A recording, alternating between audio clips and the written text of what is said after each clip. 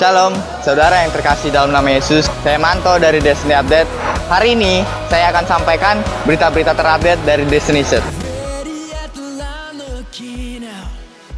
Nah, berikut ini adalah jadwal ibadah Destiny Church. Yang pertama adalah ibadah Youth Gen 215 pada pukul 8 pagi di TPI. Yang kedua adalah ibadah umum jam setengah 11 siang, tentunya di TPI juga. Dan ibadah yang ketiga adalah Young Adult. Bagi kalian yang dewasa muda, kalian bisa ikut ibadah ini di Cover Tower jam 2 siang. Saya nantikan Anda di sana. Dan berikut ini adalah pengumuman tambahan. Yang pertama adalah KOM 100. Kok? Mau mana? Mau ikut KOM 100. Nah, kebetulan nih. Perhatiin ya pengumumannya. Bagi kalian yang mengikuti KOM 100 akan aktif lagi pada tanggal 29 Juli. Jadi, pastikan Anda datang di setiap sesinya. 29 Juli? KOM 100! Dan untuk pengumuman tambahan yang kedua adalah ibadah Youth Gen 215 akan mengadakan ulang tahun yang ketiga di TPI pada tanggal 16 Agustus jam 2 siang. Dan untuk yang ketiga adalah Destiny Church akan mengadakan seminar tentang akhir zaman yang akan dilayani oleh Pastor Aruna tanggal 29 Agustus 2015 jam 4 sore. Tentunya di TPI, pastikan Anda datang.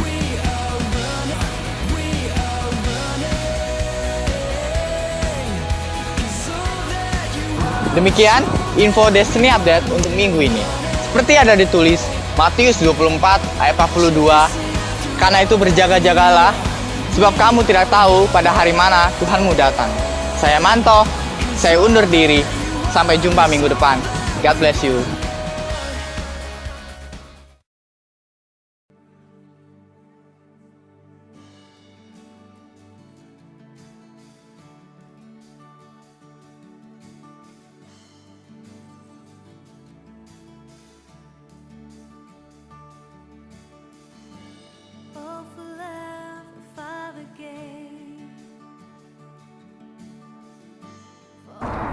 Nama saya Hermanto. Saya kelahiran dari Pulau Riau, Bagan Api.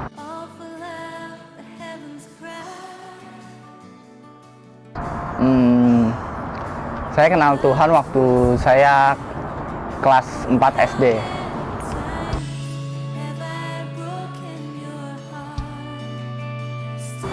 Masa lalu saya waktu saya kecil, saya punya pengalaman. Saya pernah pengen dikasih ke orang lain karena mama saya pengen. Saya punya 7 saudara dan saya anak 5, dan mama saya berharap waktu melahirkan saya, dia berharap anak perempuan, tapi ternyata anak cowok gitu. Dan akhirnya dia punya niat untuk kasih ke saudara gitu, tapi akhirnya nggak jadi karena papa saya bilang jangan, ini tetap anak kita. Jadi dia nggak jadi untuk kasih saya ke saudaranya. Saya percaya kepada Tuhan. Saya merasakan satu hal yang berbeda ketika saya berjumpa dengan Tuhan. Dalam arti kata, saya menyembah, saya merasakan kasih Tuhan, saya merasakan sesuatu hal yang berbeda waktu saya ke gereja gitu.